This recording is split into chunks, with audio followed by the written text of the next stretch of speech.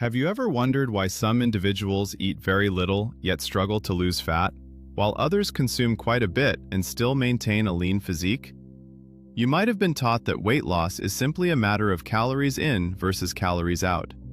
However, if this equation were truly accurate, millions of disciplined dieters wouldn't find themselves trapped in an endless cycle of losing weight, regaining it, and feeling defeated year after year. In today's video, titled "Burn Fat Faster with This Insulin Trick, 99% Get It Wrong," we're going to explore an uncomfortable but essential biological reality. Your body doesn't burn fat based on calorie counts. It burns fat based on hormonal signals. And the hormone that plays the most significant role in this process isn't the one most people focus on. It's insulin. This video isn't about urging you to eat less, starve yourself more stringently, or exhaust yourself with excessive exercise. Instead, you'll discover why consuming the right foods in the wrong way can still prevent your body from releasing stored fat. You'll learn why constant hunger isn't a failure of willpower, and how insulin silently dictates whether fat is stored or released. If you've been putting in effort without seeing the results you expect, this video is for you. Watch until the very end, as the final insights will fundamentally change your perspective on food, insulin, and sustainable fat loss. Subscribe and stay tuned to the channel, because what you're about to learn isn't about pushing harder.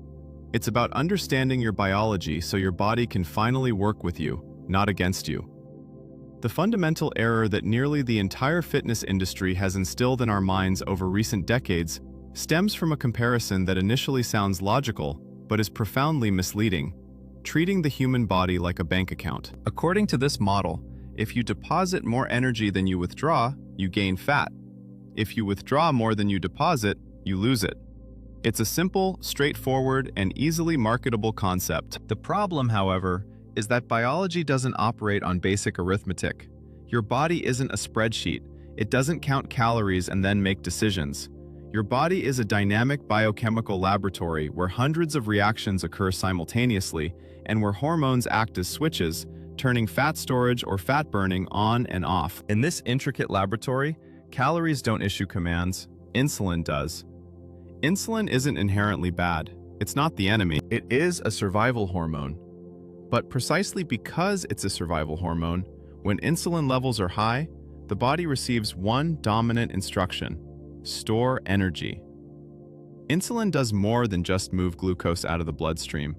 It sends a direct message to fat cells. This isn't the time to expend energy. This is the time to save it. This leads to a truth many people find difficult to accept. You cannot burn body fat while insulin remains elevated. Regardless of how little you eat or how intensely you train, you can aggressively restrict calories and still fail to lose fat if insulin is chronically activated. From a biological standpoint, the exit doors of your fat cells remain closed.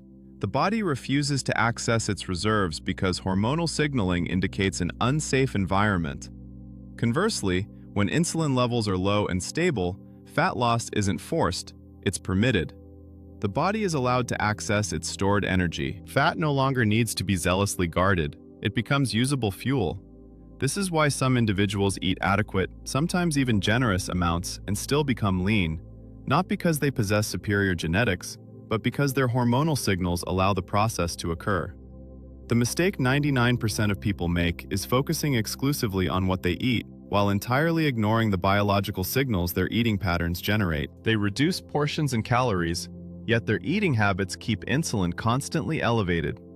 They might begin their day with carbohydrates, snack frequently throughout the day, and conclude their evening with sugary foods layered on top of stress. Consequently, insulin never returns to its baseline. When insulin remains elevated, fat stays locked away. This creates a common and frustrating paradox. People who eat less don't get leaner, and people who train harder don't see muscle definition. This isn't because they're completely failing, but because they're applying an incorrect model to a complex biological system. The body doesn't respond to effort, it responds to signals. Insulin is the most powerful signal in the fat loss equation. It determines where energy flows, into muscles for immediate use, or into fat for storage. It dictates whether the body is in a state of metabolic flexibility or biological defense. High insulin signals defense, Low, stable insulin permits flexibility. If there's one principle to take away from this section, it is this. Fat loss doesn't begin with eating less. It begins with sending the correct hormonal signals. Calories are raw material. Insulin is the switch. As long as we attempt to solve a biochemical problem with simple arithmetic, we will remain trapped in a cycle of effort, frustration, and self-blame. In the next section, we will explore why insulin wields such power and how subtle changes in eating behavior can yield dramatically different biological outcomes, even when the food itself remains the same. To grasp why insulin holds such sway over fat loss, we must first dispel a common misconception. Insulin isn't simply a blood sugar hormone. If you view insulin solely as a tool that clears glucose after meals, you're overlooking its most critical function. Insulin is fundamentally an energy flow regulator. It acts as the manager of your energy storage system. It has no concern for aesthetics or weight loss ambitions. It doesn't respond to motivation or discipline. Its sole responsibility is to ensure energy is safely stored when the body perceives a need to conserve. The energy bank analogy clarifies this perfectly. Glycogen, stored in the liver and muscles, functions like cash in your wallet. Small, readily accessible, and quickly spent. When energy is needed, this is the body's primary source. However, this wallet has limited capacity. Once it's full, excess energy must be deposited elsewhere. That elsewhere is body fat, your savings account. Insulin is the bank manager overseeing both accounts.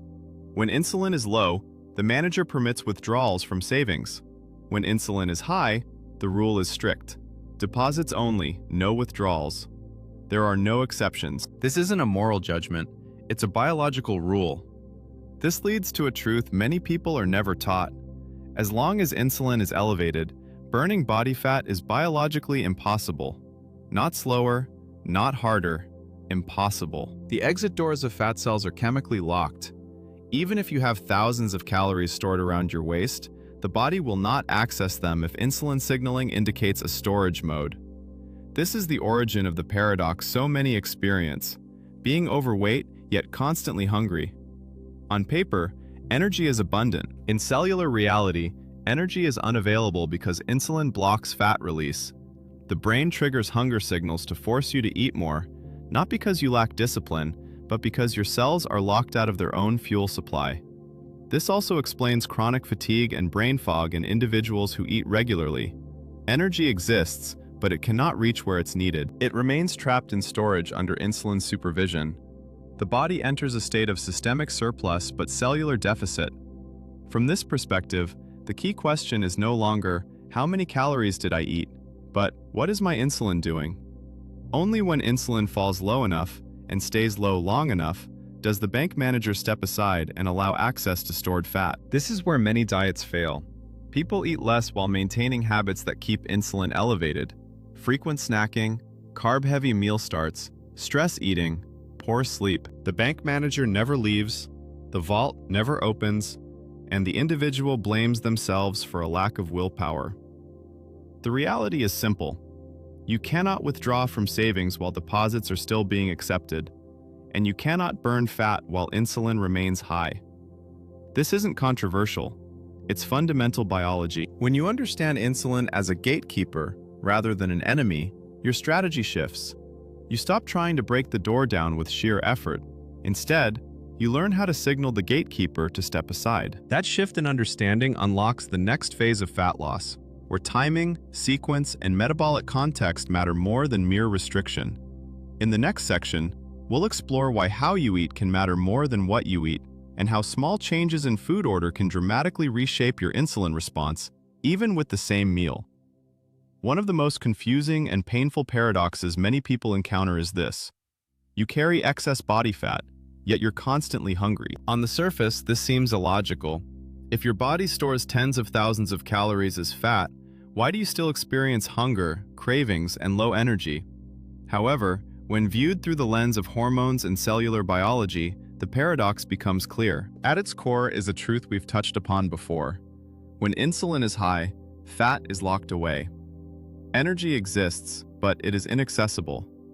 It's akin to having a large savings account, but a frozen debit card. On paper, you're financially secure.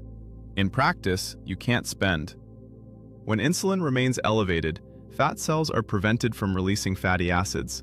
The exit doors are chemically closed at the molecular level. Meanwhile, other tissues, particularly the brain and muscles, do not receive sufficient fuel. For the brain, this is critically important. The brain is highly energy dependent and extremely sensitive to fuel shortages. When it detects cellular energy deprivation, it doesn't care how much fat you carry. It only recognizes one fact: energy isn't reaching where it's needed. The brain's response isn't rational, it's survival-based. Hunger signals are activated, attention is drawn towards food, and cravings for carbohydrates and sugar intensify because these represent the fastest available energy. This isn't a sign of weakness. It is biological programming designed to keep you alive.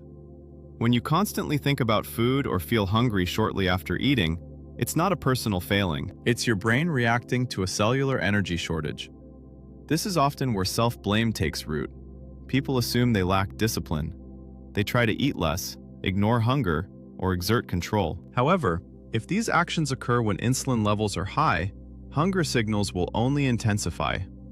The body interprets this restriction as an additional threat.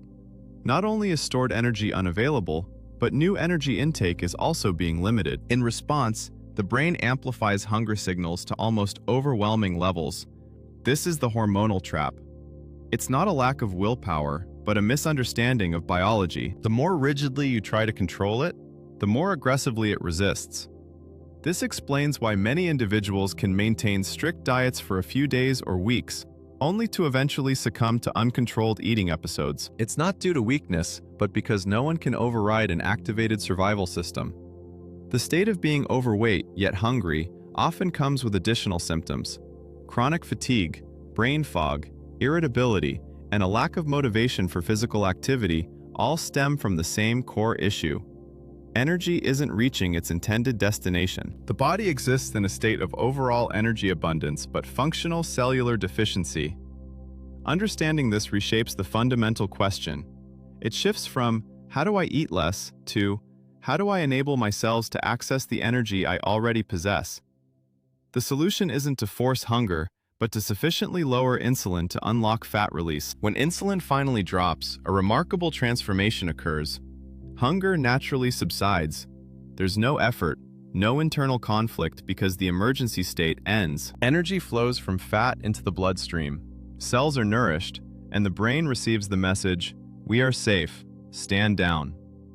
This is often the first time many people experience calm eating in their lives. No obsession, no cravings, no forced control, simply because the hormonal trap has been dismantled. In the next section, we will delve into another crucial truth: why eating the right foods can still be ineffective, and how the order in which you eat can drastically alter insulin response, hunger, and metabolic control. After grasping the role of insulin and how it can keep you hungry while impeding fat loss, we encounter a subtle yet widespread error: consuming the right foods in the wrong sequence. Many people believe that simply choosing healthy foods is sufficient. They avoid fried items, limit sugar, and opt for brown rice, sweet potatoes, or oats. On paper, their diet appears ideal, yet their body continues to behave as if it's under constant metabolic threat. The reason is straightforward. Insulin doesn't just react to what you eat, it responds powerfully to how and when you eat. Consider a common modern eating pattern: frequent small snacks throughout the day, a pastry in the morning, coffee with milk, fruit mid-morning, a healthy snack bar in the afternoon. Each intake might seem insignificant, but every time you eat, digestion begins and insulin is released.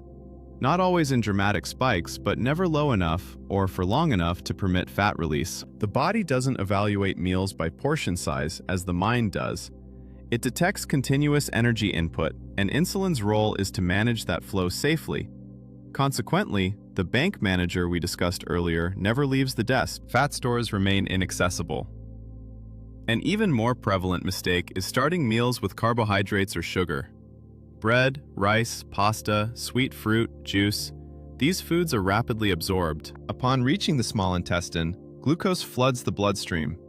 The pancreas responds immediately with a surge of insulin to protect against high blood sugar. Within minutes of starting the meal, the body is pushed directly into fat storage mode. The irony is that many people do this with foods they consider healthy: a bowl of oatmeal for breakfast, a fruit smoothie, a low-fat meal. But hormonally, the body doesn't differentiate between clean or dirty food. It reacts to how quickly glucose enters the blood and in what order. When insulin spikes early, the remainder of the meal, including protein and fat, is processed under elevated insulin conditions. The entire meal is, in effect, labeled for storage, not immediate use. When blood sugar subsequently crashes, hunger, fatigue, and cravings resurface. The cycle repeats. This is why the crucial question isn't what did I eat, but what hormonal signal did I send? The same meal, with identical calories, can produce vastly different insulin responses depending on the order of consumption. And when the insulin response changes, hunger, energy levels, and fat storage patterns also change. Many people fail not due to a lack of nutritional knowledge, but because they unknowingly keep insulin elevated throughout the day. Snacking prevents insulin from falling. Carbohydrate-first meals trigger early spikes. The body never receives the signal that it's safe to access stored fat. Recognizing this mistake is a turning point. It reveals that fat loss doesn't demand harsher discipline, it requires biological intelligence. It's not about eating less in misery, but about eating in a way that allows hormones to cooperate. In the next section, we'll explore a surprisingly simple yet powerful strategy: altering the order in which you eat foods to flatten glucose curves, lower insulin, and unlock fat without changing what's on your plate. After understanding that fat loss shortfalls aren't solely about caloric intake, but rather how insulin responds to your meals, we arrive at the core insulin trick: food sequencing, the order in which foods enter your body. What makes this strategy potent is not restriction or elimination, but its capacity to completely alter hormonal response, even when the meal itself remains identical. Same foods, same calories, yet an entirely different biochemical message. The first phase is known as the fiber firewall. What you eat first doesn't merely fill your stomach, it profoundly influences how your intestine processes everything that follows. When fibrous vegetables, such as salad, broccoli, or leafy greens, are consumed first, they don't cause a blood sugar spike. Instead, the fiber forms a viscous gel inside the gut, creating a physical filtration layer over the intestinal lining. This layer doesn't block glucose absorption, but slows it down. This is critical because insulin responds more intensely to the speed of glucose entry than to the absolute amount. Slower entry means the pancreas doesn't become alarmed. Insulin is released in a smaller, smoother wave. The second phase involves protein and healthy fats, the protein and fat anchor. When protein follows fiber, it activates GLP-1, glucagon-like peptide 1, a hormone vital for appetite control and glucose regulation. GLP-1 slows gastric emptying, signals satiety to the brain, and crucially, dampens insulin spikes. This is the very pathway targeted by popular GLP-1 weight loss medications. But food sequencing allows you to activate it naturally, without drugs. By decelerating digestion and enhancing satiety, the meal enters the intestine gradually, preparing the groundwork for the final phase.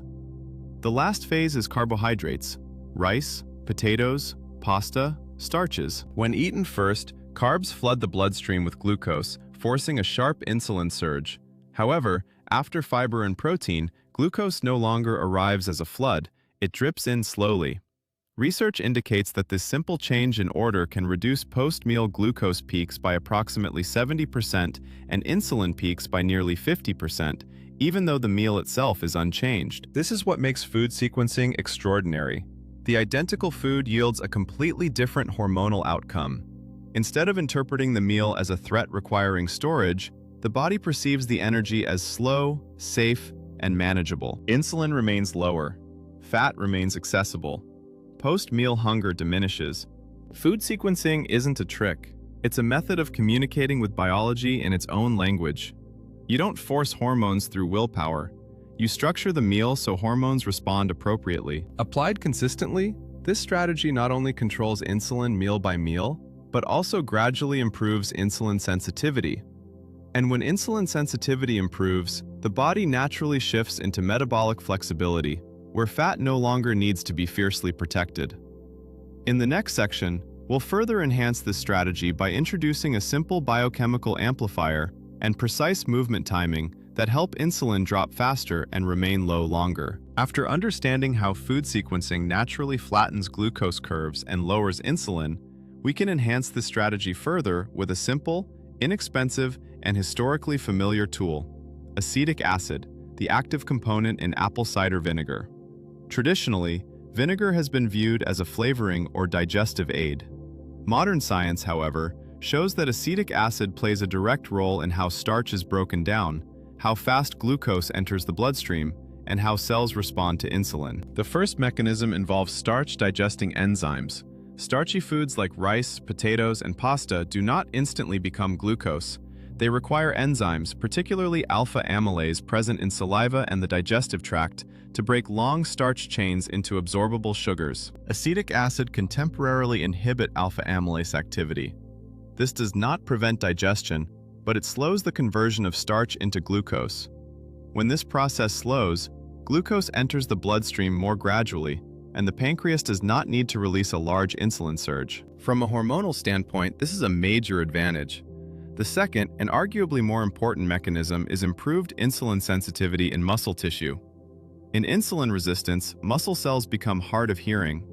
Insulin signals are weakly received, forcing the pancreas to produce more insulin to achieve the same effect. Acetic acid enhances how muscle cells respond to insulin, acting like a biological hearing aid. Insulin no longer needs to shout. As insulin sensitivity improves, glucose is more readily directed into muscle for immediate energy rather than being shunted into fat reserves. This represents the core objective of the entire strategy: not eliminating glucose, but ensuring its proper utilization. Practically, the protocol is straightforward. Consume 1 tablespoon of apple cider vinegar diluted in water a few minutes before a meal. This timing allows the acetic acid to begin influencing digestive enzymes before starches enter the system. When combined with food sequencing, fiber first, protein second, carbohydrates last, the insulin-lowering effect is significantly enhanced. It's crucial to clarify that this is neither a miracle cure nor something to be overused. Acetic acid does not directly burn fat. Instead, it optimizes the biochemical environment by blunting insulin spikes and reducing the duration of insulin exposure. This optimized environment is what facilitates fat release. Many individuals observe that with this minor adjustment, post-meal heaviness subsides, afternoon energy dips lessen, and hunger returns later. These are not mere placebo effects. They are direct results of more stable glucose levels and regulated insulin signaling. However, apple cider vinegar is not suitable for everyone. People with sensitive stomachs, severe reflux, or compromised tooth enamel should exercise caution and always ensure proper dilution. This approach should serve as a supportive tool, not a primary foundation. When judiciously incorporated after food sequencing and before physical activity, acetic acid aligns with the broader philosophy of this methodology. We are not forcing the body to shed fat, we are establishing the conditions that allow it to do so naturally. In the subsequent section, we will complete the final component of the insulin strategy, the timing of movement, and why just a few minutes of walking after meals can yield greater metabolic benefits than hours of ill-timed cardio. Regarding exercise for fat loss, most people commit a consistent error. They select the correct activity, but at an inappropriate time. Early morning cardio, exercising far removed from meals, and sweating with the belief that calories are being incinerated. While this seems logical, from an insulin biology perspective, it overlooks the prime opportunity. The reality is that timing holds as much, if not more, significance than the specific type of exercise. And the opportune window that 99% of people disregard is immediately after eating. To grasp why, we must consider what transpires after food consumption, especially when carbohydrates are involved. Glucose enters the bloodstream. If you remain sedentary, that glucose has no destination other than to await insulin. Insulin then functions as the transporter, moving glucose into cells, but at the cost of elevating insulin levels, which effectively locks down fat storage. However, the body possesses an alternative pathway for glucose disposal that requires no insulin at all. This pathway exists in contracting muscle tissue, facilitated by a transporter called GLUT4. When muscles contract, even during light activities like walking, they draw GLUT4 transporters to the cell surface. GLUT4 then creates a side door, enabling glucose to move directly from the bloodstream into muscle without insulin. This is an elegant evolutionary mechanism. When you engage in movement, your body prioritizes glucose as immediate fuel. This leads to a critical realization. When you move directly after eating, particularly by walking for 10 to 15 minutes, your muscles are physically extracting glucose from the bloodstream before insulin needs to rise significantly. Insulin exposure becomes lower and shorter, dramatically curtailing fat storage signals. You do not need to run. You do not need strenuous workouts. You do not even need specialized gym attire. You simply need to activate muscles at the correct moment. When glucose lingers in the blood because you are inactive, insulin must intervene more aggressively. Each insulin surge conveys the message, store energy. This explains why many individuals consistently exercise, yet fail to enhance insulin sensitivity or reduce abdominal fat. The prevalent mistake is decoupling exercise from meals. While fasted cardio may have specific applications, it does not address post-meal insulin spikes, where the majority of glucose management and fat storage decisions are made. Exercising far from meal times is akin to cleaning before a mess appears. You put in effort, but you miss the biological leverage point. Post-meal walking directly targets that leverage point. It flattens glucose curves, diminishes insulin peaks, and prevents unnecessary fat accumulation. Research indicates that even brief periods of walking after meals can outperform longer, poorly timed workouts in terms of metabolic regulation. This isn't a quick fat-burning trick. It's a strategy for rerouting energy flow. You are teaching your body that glucose belongs in muscle for utilization, not in fat for storage. When repeated after meals, this signal gradually improves insulin sensitivity over time. As insulin sensitivity enhances, fat loss becomes more attainable. Hunger naturally subsides, and energy levels stabilize. This occurs not because you are trying harder, but because your biology has finally been brought into alignment. In the next section, we will complete the insulin strategy by examining basal insulin levels and the role of fasting windows, the ultimate factor determining whether fat stores truly become accessible long-term. After addressing post-meal insulin and strategic movement timing, we must delve into the most overlooked yet potent factor, basal insulin. This refers to the insulin level present when you are not consuming food, especially throughout the night and in the morning. In many overweight or insulin-resistant individuals, basal insulin remains chronically elevated. A common indicator is waking up hungry even after a substantial dinner. Another is the inability to burn fat during fasting. You might skip breakfast or extend your fasting windows, yet body fat remains unchanged. This often leads people to conclude that fasting is ineffective. In reality, the issue isn't fasting itself. It's basal insulin that never adequately drops. Biologically, this makes sense. If basal insulin stays high, the body never receives the permission to access fat reserves. Even in the absence of food, insulin continues to guard the vault. The outcome is hunger, fatigue, and metabolic stagnation, frequently misinterpreted as a lack of willpower, but actually a fundamental hormonal imbalance. The most common cause of elevated basal insulin isn't excessive eating at meals, but rather continuous eating, snacking throughout the day, sweetened coffee, a piece of fruit here, a small bite there. Each intake nudges insulin upwards, not enough to cause a significant spike, but sufficient to prevent it from ever reaching absolute zero. Insulin operates like a light switch. Unless it's fully off, the room never goes dark. This is why intermittent fasting should not be conceptualized as simply skipping meals for weight loss, but rather as providing hormones with an opportunity to reset. Only extended periods without food allow insulin to return to baseline or near zero levels, at which point fat access becomes possible. However, fasting alone is insufficient if eating patterns remain problematic. Snacking within the eating window, carbohydrate-first meals, and stress eating all conspire to keep insulin elevated longer than desired. In such scenarios, even lengthy fasting windows fail to meaningfully lower basal insulin. This brings us to a practical, real-world protocol that integrates all the discussed elements. An ideal meal begins not with restriction, but with sequencing. Commence with water and diluted apple cider vinegar. Follow this with fibrous vegetables to establish a fiber barrier. Next, consume protein and healthy fats to stabilize digestion and trigger satiety hormones. Finally, if desired, incorporate carbohydrates or dessert, which now enter a more controlled metabolic environment. And the meal doesn't conclude at the table. It ends with a 15-minute walk. This enables glucose to enter muscles via GLUT4, alleviating the insulin burden. When consistently implemented, this approach lowers post-meal insulin and gradually reduces overnight basal insulin. The core message is simple.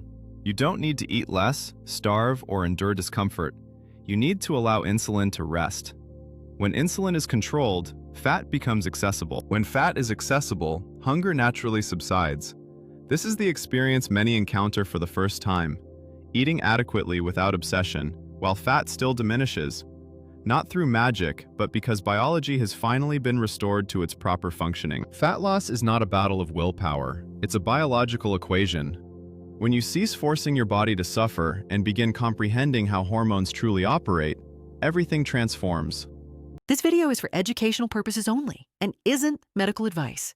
If you have any medical conditions or take prescription medications, please talk to your doctor before making any changes.